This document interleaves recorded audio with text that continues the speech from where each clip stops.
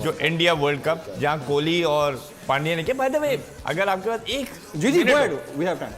Dressing room में क्या हो रहा था उस वक्त जब 3 ओवर रह गए थे? देखिए, हमारा जो ड्रेसिंग रूम था, हमने कुछ वैल्यूज़ रखी हुई थी, उस वैल्यूज़ को हम फॉलो कर रहे थे और उसके कंटिन्यूस बेसिस पे हम लोग रिमाइंडर कॉल देते थे कि ये ड्रेसिंग रूम जो है ये काम रहेंगे, कोई हम लोग नेगेटिव ना बात करेंगे, ना कुछ ऐसा जेस्चर्स होंगे जिसकी वजह से हम लोग पैनिक हो रहे होंगे, और हर बंदा बिल्कुल कूल काम रहेगा और सबकी सोचें, वो डेकोरम था सबकी, हाँ, सबकी सोचें पॉजिटिव होंगी और ये पॉजिटिव एनर्जी बाहर से अंदर जारी होगी। ठीक। और जिसका जो रोल है वो उसको इमेजिन करेगा और अपने आप को जो है वो उसी सोचों में रखेगा। राइट। तो हमारा जो ड्रेसिंग रूम था बिल्कुल काम और बड़ा एनवायरनमेंट जो था ना, वो ऐसे नहीं था कि हावड़ दबड़ हो रही है।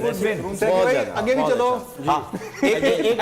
एक ड्रेसिंग रूम में अच्छा एनवायरनमेंट था, फिर क्या हुआ? नहीं, ऑब्वियसली दिन था विराट कोहली का। आई थिंक जितना उसने टफ टाइम देखा हुआ था, ऊपर वाला मैं अभी मेहरबान भी ये था, कहता हूँ, ऊपर वाला देखिए, मेहरबान वहाँ था पे उसके मेरी ऊपर। जो क्रिकेट की सेंस थी वो ये थी कि नवाज ने ओवर एनालाइज ने आपको प्रेशर में डाल लिया। कौन से नवाज में? मोहम्मद नवाज। दोनों नवाज, सारे नवाज ओवर एनालाइज कर लेते हैं। मैं उनकी बात कर रहा हूँ।